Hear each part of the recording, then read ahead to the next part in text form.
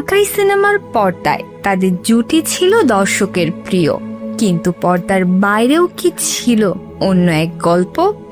এবার সেই অজানা অধ্যায় নিয়ে মুখ খুললেন কিংবদন্তি অভিনেত্রী ববিতা।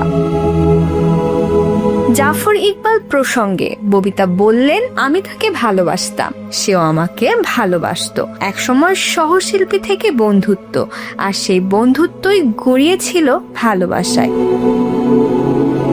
ববিতার চোখে জাফর ইকবাল ছিলেন শুধু একজন নায়ক নন, ছিলেন অসাধারণ একজন মানুষ, স্মার্ট, ভদ্র আর প্রতিভাবান।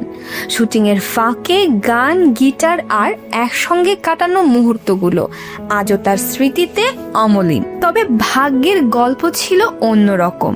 ভালোবাসা থাকলেও সেই সম্পর্ক বিয়ের বন্ধনে পৌঁছায়নি। সময়ের সঙ্গে দুজন চলে যান নিজেদের পথে।